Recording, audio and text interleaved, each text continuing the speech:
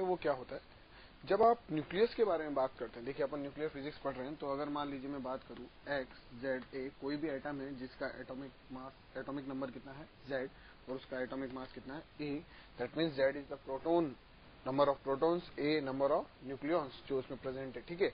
तो अगर जब हम न्यूक्लियस का मास कैलकुलेट करते हैं प्रैक्टिकली और जब न्यूक्लियस का थ्योरेटिकल मास कैलकुलेट करते हैं, उसमें एक डिफरेंस आता है। इसी डिफरेंस को हम क्या बोलते हैं, मास डिफेक्ट। ये मास डिफेक्ट बेसिकली देखिए हम कैलकुलेट करना चाहें तो कितना आएगा कि अगर मान लीजिए कि मास ऑफ न्यूक्लियस थ्योरेटिकल मास निकालना चाहें, थ्योरेटिकल मास, तो देखिए थ्योरेटिकल मास कितना होगा, जेड प्रोटॉन है और न्यूट्रॉन कितने हैं, ए माइनस जेड, तो यानी जेड एम पी प्लस ए माइनस जेड एम एन, ठीक है। और जो हमने न्यूक्लियस का प्रैक्टिकल मास माना है, प्रैक्टिकल मास, ठीक है ना, वो कैपिटल एम प्रैक्टिकल मान लेते हैं। तो जो ये मास डिफेक्ट होता है, मास डिफेक्ट क्या, मास में डिफरेंस, जो प्रैक्टिकल मास है वो थोड़ा सा कम होता है थ्योरेटिकल मास से, तो हम यहाँ लिखते हैं mass theoretical of nucleus minus mass practical of the nucleus is mass defect, ठीक है। तो अकॉर्डिंग टू आइंस्टीन की अगर अपन बात करें कि आइंस्टीन ने क्या बोला था कि जो मास में कमी है वो किस में कन्वर्ट होगी, एनर्जी में, तो जो एनर्जी रिलीज हुई, एनर्जी जो रिलीज हुई वो एनर्जी कितनी होगी, delta M C square that is equal to theoretical mass minus practical mass into C square, ठीक है। और इसको अगर जब अपन एएमयू में मास लिखें, क्योंकि हमें मैक्सिमम टाइम किसमें मास गिवन होता है न्यूक्लियस का, एएमयू में, ठीक है।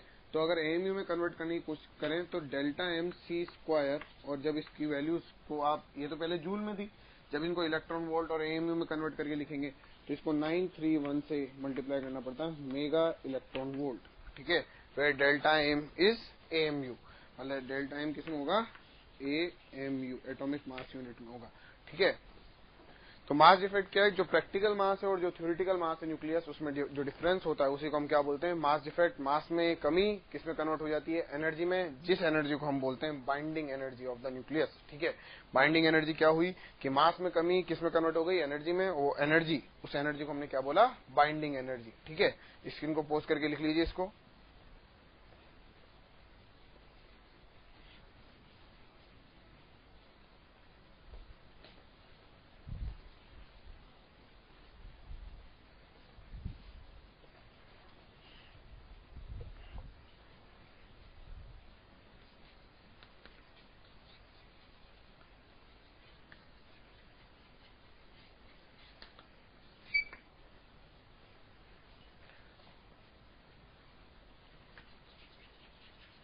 Energy release during the formation of nucleus is known as binding energy, ठीक है।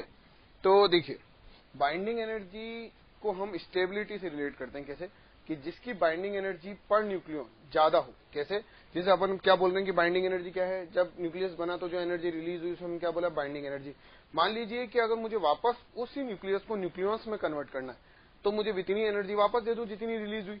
तो अगर मान लीजिए कि मेरे को किसी न्यूक्लियस को ब्रेक करने के लिए ज्यादा एनर्जी देनी पड़ रही है, दैट मीन्स वो न्यूक्लियस ज्यादा स्टेबल है, ठीक है।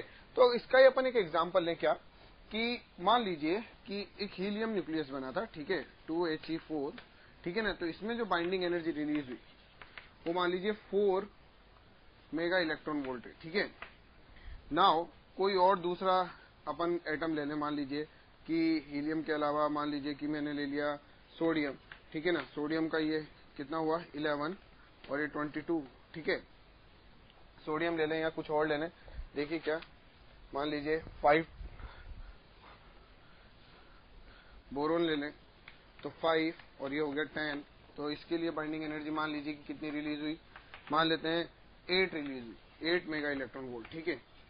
तो फॉर एग्जांपल कि अगर अपन बात करें, मान लीजिए कि हीलियम जब बना, हीलियम, तो हीलियम के न्यूक्लियस में कितनी बाइंडिंग एनर्जी रिलीज हुई, 4 मेगा इलेक्ट्रॉन वोल्ट, और बोरोन में कितनी रिलीज हुई, 8 मेगा इलेक्ट्रॉन वोल्ट। अपन को यहाँ से देखकर ही पता चल रहा है कि बाइंडिंग एनर्जी बोरोन में ज्यादा रिलीज हुई। इसका मतलब बोरोन को जब ब्रेक करना होगा न्यूक्लियॉन्स में तो हमें 8 मेगा इलेक्ट्रॉन वोल्ट एनर्जी देनी पड़ेगी। लेकिन स्टेबिलिटी चेक जो की जाती है वो स्टेबिलिटी चेक होती है स्टेबिलिटी जो चेक होती है वो बाइंडिंग एनर्जी पर न्यूक्लियॉन से होती है। कैसे? देखिए कि अगर मैं इसकी बाइंडिंग एनर्जी पर न्यूक्लियॉन निकालूं, पर न्यूक्लियॉन वो कितनी आएगी? देखिए 4 मेगा इलेक्ट्रॉन वोल्ट एनर्जी निकली और न्यूक्लियॉन्स कितने हैं? 4, यानी इसका मतलब हो गया अपने पास कि 1 मेगा इलेक्ट्रॉन वोल्ट, ठीक है, पर न्यूक्लियॉन। और सेकंड वाले केस में जो बाइंडिंग एनर्जी पर न्यूक्लियॉन आएगी वो कितनी आएगी? 8 डिवाइड बाय 10 यानी 0.8। तो एक बात देखिए, बोरोन के न्यूक्लियॉन्स को ब्रेक करने के लिए, न्यूक्लियॉन्स में ब्रेक करने के लिए 8 मेगा इलेक्ट्रॉन वोल्ट एनर्जी की जरूरत पड़ रही है, लेकिन पर न्यूक्लियॉन एनर्जी कितनी चाहिए? 0.8। मीन्स वो तो न्यूक्लियस ज्यादा है, इस वजह से वो एनर्जी ज्यादा रिलीज हुई, ठीक है। लेकिन अगर मैं बोलूं कि ब्रेक करने के लिए मतलब कौन ज्यादा स्टेबल?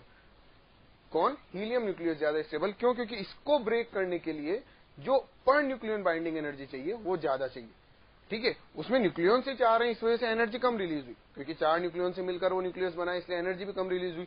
लेकिन इसका मतलब ये नहीं है कि छोटे न्यूक्लियस स्टेबल नहीं होते, क्योंकि उनकी बाइंडिंग एनर्जी कम होती है। एक्चुअल में जो स्टेबिलिटी चेक होती है वो बाइंडिंग एनर्जी पर न्यूक्लियन से होती है। कैसे? कि जिसकी बाइंडिंग एनर्जी पर न्यूक्लियन ज्यादा होगी वो ज्यादा स्टेबल होगा, क्योंकि उसके एक न्यूक्लियन को ब्रेक करने के लिए हमें ज्यादा एनर्जी देनी पड़ेगी, ठीक है।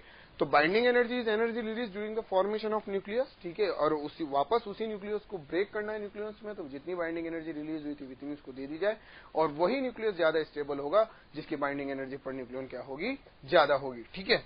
तो इसका मतलब ये बिल्कुल नहीं है कि जिसकी बाइंडिंग एनर्जी ज्यादा वो ज्यादा स्टेबल। हो सकता है किसी न्यूक्लियस की बाइंडिंग एनर्जी ज्यादा हो, लेकिन उसकी बाइंडिंग एनर्जी पर न्यूक्लियन दूसरे न्यूक्लियस के कंपेरिजन में क्या हो? कम हो, ठीक है।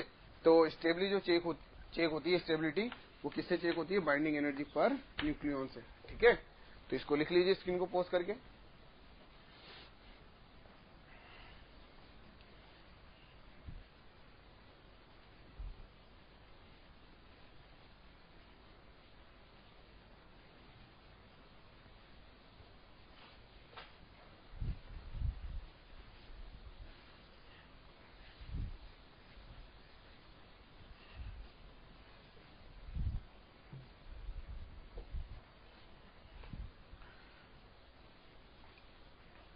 Now next is decay process. इसमें अपन सबसे फर्स्ट पढ़ेंगे अल्फा डीके। देखिए, कोई भी न्यूक्लियस जो स्टेबिलिटी की तरफ जाना चाहता है वो कोई ना कोई डीके प्रोसेस करके, मीन्स अपने न्यूक्लियस को बढ़ाकर, कम करके, कोई फोटोन लेकर या फोटोन एमिट करके, कैसे भी कोई भी किसी भी प्रोसेस से वो स्टेबिलिटी की तरफ जाना चाहता है। मतलब अपन ने देखा कि N/Z रेशियो जिसका ज्यादा होगा वो ज्यादा स्टेबल होगा, ठीक है। तो बेसिकली जो N/Z रेशियो को इंक्रीज करने के लिए और बाइंडिंग एनर्जी पर न्यूक्लियन बढ़ाने के लिए न्यूक्लियस जो डीके प्रोसेस यूज करते हैं जनरल, वो उन डीके प्रोसेस की अपन स्टडी कर रहे हैं, जिसमें जो सबसे पहला डीके प्रोसेस है वो अल्फा डीके। मतलब कोई भी एक्स न्यूक्लियस ZA वो डीके हुआ Y Z-2 A-4 plus 2He4 plus Q energy. This is alpha nucleus, alpha particle और हीलियम न्यूक्लियस, ठीक है। और ये क्या है? एनर्जी। और हमें मानकर चलते हैं कि जो एनर्जी रिलीज हो रही वो as a kinetic energy of the products use हो रही है, ठीक है ना। मतलब अल्फा पार्टिकल की जो एनर्जी होगी वो काइनेटिक एनर्जी की फॉर्म में आएगी। मतलब कि जो एक्स है और वाई में डिके होकर अल्फा पार्टिकल निकाला, जो एनर्जी रिलीज हुई, this energy will be in the form of products kinetic energy, ठीक है। तो अगर मान लीजिए कि मैं मानूं कि mx जो है मास ऑफ एक्स एटम, ठीक है। और इधर अगर अपन और बात करें, इनको इधर लिख लें थोड़ा साइड में, तो ये कैलकुलेशन करेंगे अपन। mx is mass of x atom, ठीक है ना।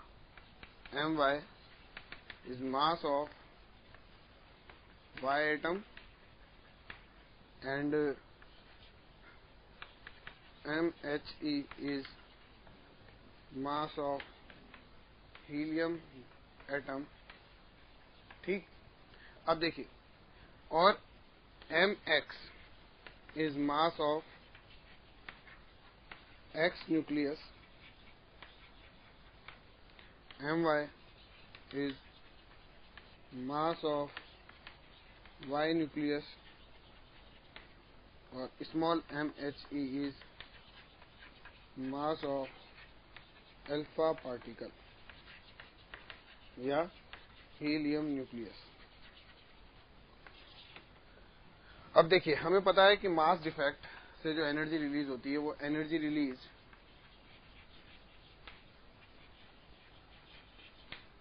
जो Q है वो कितना होगा, डेल्टा एम सी स्क्वायर। ठीक है, तो Q is equal to delta M कितना आया, मास में कितनी कमी आई, क्योंकि ये न्यूक्लियर प्रोसेस है, इस वजह से हम किसको यूज करेंगे, न्यूक्लियस के मासेस को। तो बाद में मास कितना, mx minus my minus mhe into C square. देखिए, लेकिन हमें एटम का मास गिवन हो तो क्या करेंगे, mx। न्यूक्लियस का मास कैसे निकालेंगे, एटम का मास पता हो तो, कि एटम के मास में से इलेक्ट्रॉन का मास सब्ट्रैक्ट कर दें, mx माइनस zme।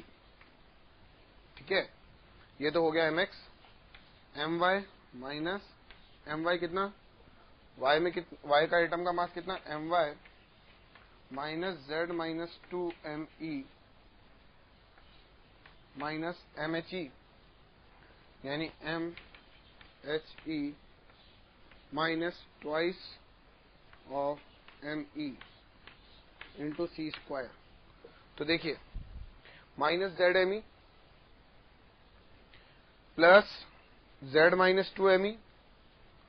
ठीक है, तो ये कितना हुआ, Q is equal to mx minus my minus mhe, इसको लिखते हैं minus zme plus z minus 2me। ठीक है, plus 2me into C square. तो देखिए, 2me माइनस 2me ये उड़ा, तो जो एनर्जी रिलीज हुई उसको हम क्या लिख सकते हैं, mx minus my minus mhe into C square into 931 mega electron volt, जबकि आपके mx my और mhe किस में गिवन हो, AMU में। ठीक है, तो this is the alpha decay process in which energy released is mx minus my minus mhe into c square, where mx is the mass of the atom of X। ठीक है,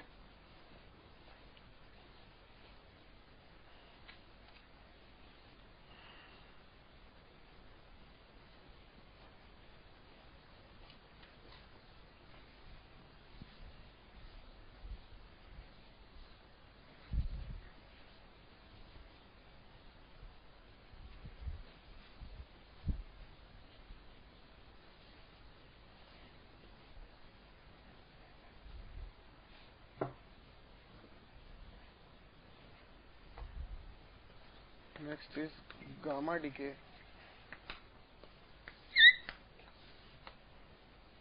देखिए, कई बार अपने पास जो न्यूक्लियस होता है, जो Z A जो डीके होता है अल्फा डीके, उसमें जो Y बनता है Z minus 2 A minus 4 star.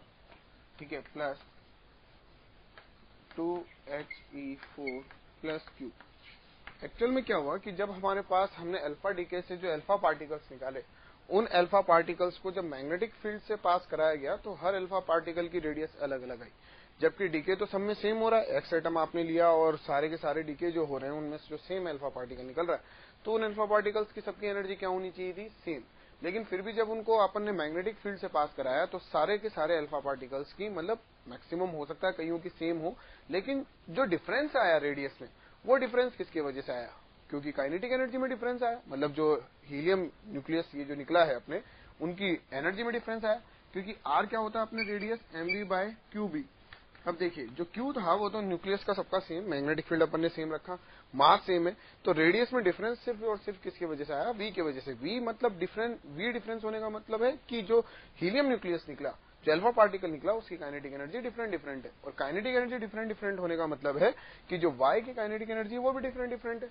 तो ये डिफरेंट काइनेटिक एनर्जी क्यों निकली, एक्चुअल में इसके पीछे क्या रीजन है कि कई बार जब एक्स डीके होता है अल्फा में, ठीक है, अल्फा डीके प्रोसेस कर रहा होता है।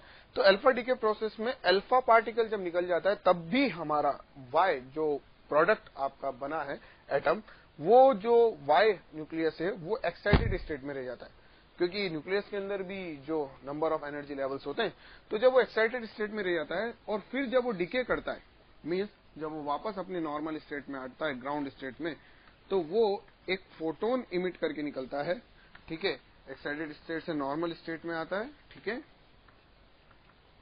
प्लस एक गामा फोटोन, इसे बोलते हैं हम फोटोन, एनर्जी रिलीज करके निकलता है। तो ये गामा फोटोन की डिफरेंट डिफरेंट एनर्जी के कॉरस्पॉन्डिंग हमें अल्फा पार्टिकल की डिफरेंट डिफरेंट एनर्जी मिलती है, तो दैट इज गामा डीके। ये हमारा गामा डीके, ये गामा डीके क्यों होता है, क्योंकि न्यूक्लियस एक्साइटेड स्टेट में रह जाता है आफ्टर डीके, तो जब वो नॉर्मल स्टेट में आता है तो एक फोटोन रिलीज करके होता है, उस फोटोन को हम क्या बोलते हैं, गामा फोटोन या फिर gamma DK.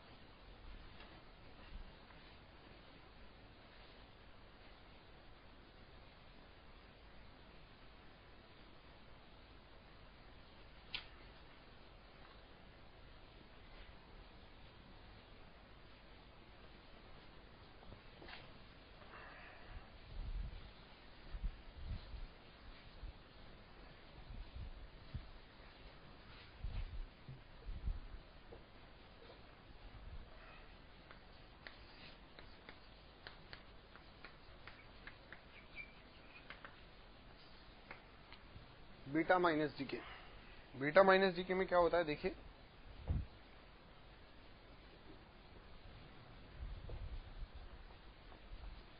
X Z A एक वाई, बीटा डीके में एक्चुअल में एक न्यूट्रॉन, एक प्रोटॉन प्लस एक electron like species plus anti neutrino में ब्रेक होता है। तो देखिए जेड, न्यूट्रॉन एक कमी हुई, प्रोटॉन एक बढ़ गया, तो यहाँ पर जेड क्या हो गया, जेड प्लस वन, लेकिन ए में कोई चेंज नहीं आया क्योंकि एक न्यूट्रॉन एक किस में कन्वर्ट हो गया, एक प्रोटॉन में, तो जेड तो वही रहा, plus E minus one plus anti neutrino, that is anti neutrino plus Q, और इसको हम बोलते हैं बीटा माइनस या beta particle. This is electron like species, ठीक है ना, इसका मास इलेक्ट्रॉन के बराबर होता है, ठीक है, चार्ज इलेक्ट्रॉन के बराबर नेगेटिव, ठीक है ना। तो एक प्रोटॉन और एक इलेक्ट्रॉन लाइक स्पीशीज, ठीक है, और एक एंटी न्यूट्रिनो ब्रेक हुआ, तो कौन सा डीके हुआ, बीटा माइनस। तो अगेन इसकी एनर्जी निकालना चाहें तो देखिए Q इज इक्वल टू कितना हुआ, m, यहाँ की इसकी एनर्जी लिखते हैं मतलब एटम की फॉर्म में, तो mx minus Z M E, ठीक है, minus M Y minus Z plus one M E minus M E into C square. तो ये कितना हुआ अपने पास, M X minus M Y minus Z M E minus M X minus M Y minus Z M E minus minus plus Z plus one M E minus M E into C square, ठीक है, Q. तो Q is equal to कितना आया अपने पास, minus Z M E minus M E common लिया, ये उड़ गया, ठीक है, तो हुआ है अपने पास M X minus M Y minus into C square into 931 mega electron volt, where M X minus M Y, where M X and M Y will be represent in M U, ठीक है। तो this is the beta minus decay, note कर लीजिए इसको।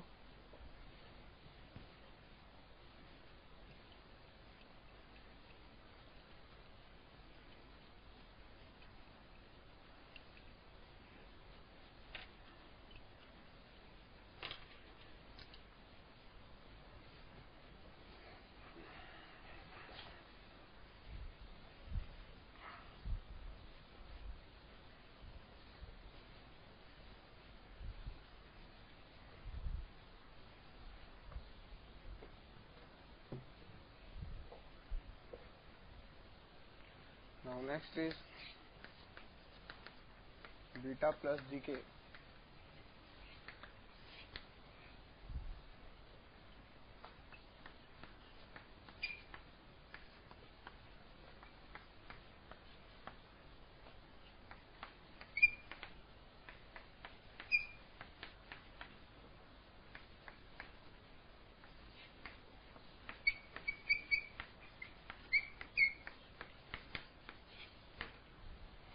देखिए beta plus decay क्या कि एक प्रोटॉन एक न्यूट्रॉन प्लस एक पॉजिट्रॉन में कन्वर्ट हो गया विद एंड न्यूट्रिनो पार्टिकल। ठीक है, तो बेसिकली यहां पर एक प्रोटॉन न्यूट्रॉन और ई प्लस में कन्वर्ट हुआ पॉजिट्रॉन, मतलब same charge as a proton और मास भी इसका प्रोटॉन के बराबर। ठीक है, तो बेसिकली जो है आपका कि सॉरी इसका ये प्रोटॉन न्यूट्रॉन और मास पॉजिटिव चार्ज। ठीक है, क्योंकि ई प्लस है और मास इलेक्ट्रॉन के बराबर। तो और बेसिकली अगर अपन इसकी एनर्जी रिलीज निकालना चाहें तो कितनी एनर्जी रिलीज निकलेगी, देखिए mx माइनस mz ठीक है, minus my minus z-1 me ठीक है, minus me into C square. ठीक है, तो ये हुआ अपने पास mx minus my minus zme ठीक है, zme plus z-1 me minus me into C square. तो जो एनर्जी रिलीज हुई Q mx minus my minus zme plus zme उड़ गया, minus me minus 2me into C square. ठीक है, तो this is the energy release in beta plus decay. और beta plus DK में एक प्रोटॉन न्यूट्रॉन और एक पॉजिट्रॉन में कन्वर्ट हो जाता है। पॉजिट्रॉन का मास इलेक्ट्रॉन के मास के बराबर, चार्ज इलेक्ट्रॉन के चार्ज के बराबर बट पॉजिटिव। ठीक है, this is beta plus DK.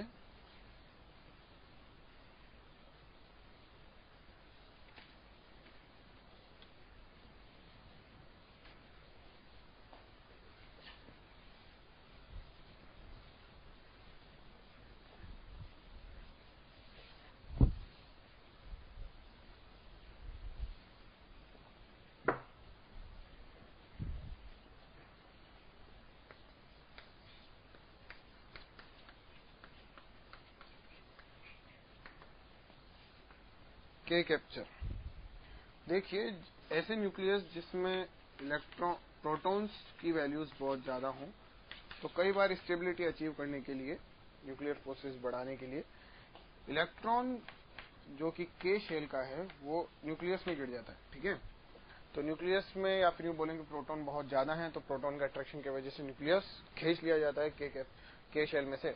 तो देखिए एक्स जेड ए, जब के कैप्चर होगा तो के शेल से जब न्यूक्लियस में जाएगा तो कोई फोटोन इमिट करके जाएगा, तो एक न्यूट्रॉन में कन्वर्ट हुआ तो प्रोटॉन की एक कमी आई।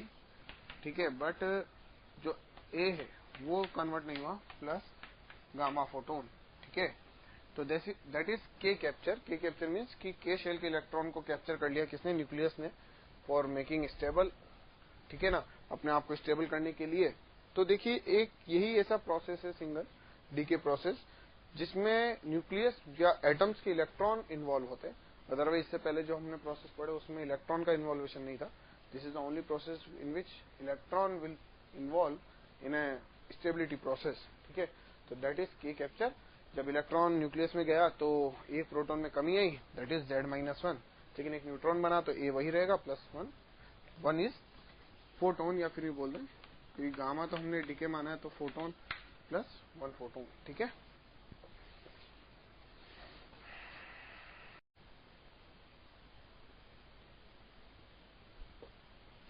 देखिए अब अपन बात कर रहे हैं रेडियो एक्टिविटी की। रेडियो एक्टिविटी बेसिकली इससे पहले जो अपन ने पढ़े decay processes, alpha beta gamma decays वगैरह, ये सब डीके प्रोसेस स्टेबिलिटी अचीव करने वाले प्रोसेसेस, मींस कि कोई भी न्यूक्लियस अगर स्टेबिलिटी अचीव करना चाहता है तो वो कौन से डीके या कौन सा प्रोसेस यूज कर रहा है, दैट इज डीके। ठीक है, तो जो हमारे को डीके प्रोसेस पता है उनमें से ये हम 3 डीकेस पढ़े, अल्फा बीटा गामा, ठीक है ना, के कैप्चर्स वगैरह, कि जो डीके प्रोसेस है, after decay process nucleus wants to give in a stability position. ठीक है, तो जो रेडियो एक्टिविटी है वो बेसिकली वो प्रोसेस है जिसके थ्रू न्यूक्लियस कहां पर जाता है, मतलब स्टेबिलिटी की तरफ जाता है। ठीक है, तो बेसिकली जो रेडियो एक्टिविटी है वो रेडियो एक्टिविटी में जैसे अपन बोले कि मान लीजिए कि आपके पास t इक्वल टू 0 पे n0 मीन्स n0 वो नंबर ऑफ एटम्स है जो आपके पास प्रेजेंट है और वो अब डीके प्रोसेस करके स्टेबिलिटी की तरफ जाना चाहते हैं।